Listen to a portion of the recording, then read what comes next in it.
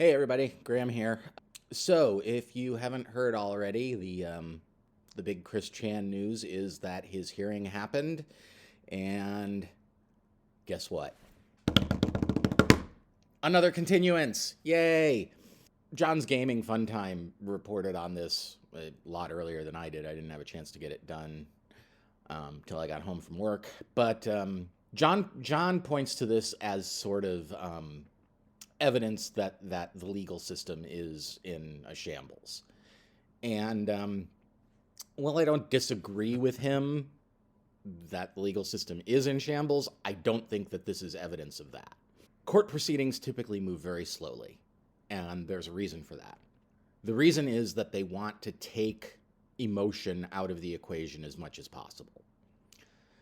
So, you give it a long time, everybody's passion kind of cools down. The people who are actually involved with the case do a lot of paperwork. There's a lot of dotting of I's and crossing of T's. And what all of this does is serve to make sure that what the court is dealing with is factual stuff and not stuff that people are just spouting off at the mouth about. Now, people are waiting for a big Chris Chan trial, and I don't think that's going to happen.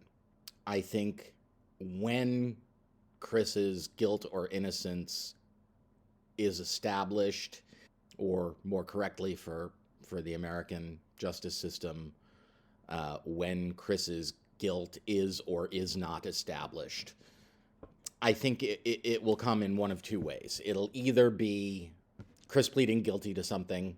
I suspect if that happens, it'll be misdemeanor incest or, something trivial like reckless endangerment or something like that.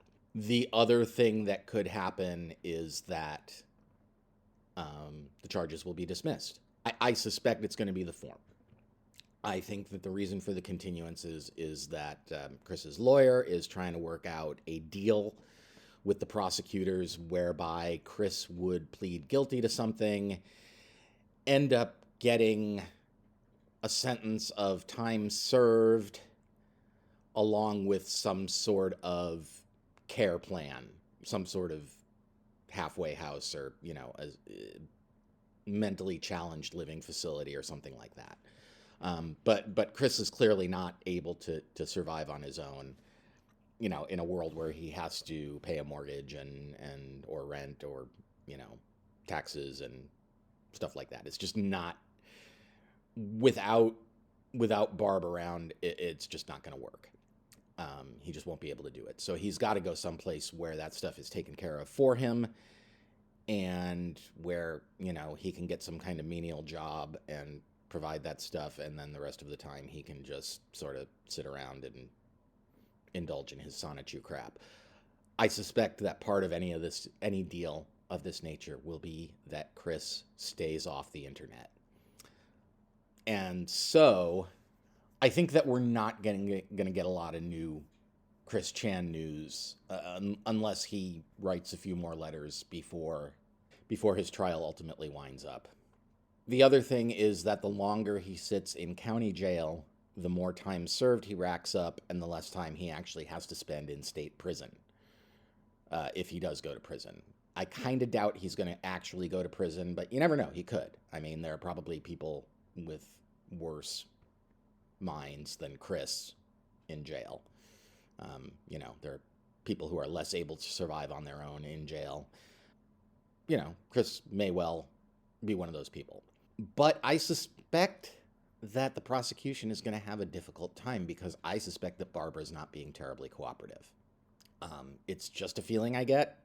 And if Barbara's not being cooperative, if she's not answering questions and she's not pressing charges, then the only evidence that they have to go on is, the phone call and some things that he's said to people, which I have not heard of anything where Chris actually admits to having sex with Barb.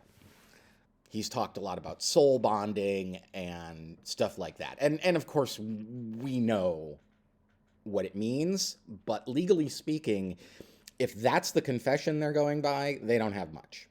Now, if they've got Barb, if they can establish that she's suffering from dementia, they might be able to make a case, but again, not a whole lot of evidence. And if she does have dementia, then she's not a reliable witness. I think the state's got a tough case. And I think Chris is going to end up pleading down to something light and getting a light sentence and some sort of custodial thing. The only way we're going to get any kind of real new saga is if the charges get dismissed and he's simply released. And I don't see that happening. I think if that were going to happen, it would have happened by now. And I don't think anybody is going to talk to Chris for more than 10 or 15 minutes and think, oh yeah, this is a guy who can take care of himself. So there you go. Another continuance, no big surprise. I'm not quite as excited for Smokey's reaction as I was earlier because, it's just another continuance, so he's going to probably have much the same reaction that John did. I'm not particularly thrilled about the outcome. I was hoping for some drama, but there's no drama. There's just legal maneuvering. There's your Chris news. That's pretty much all I got right now.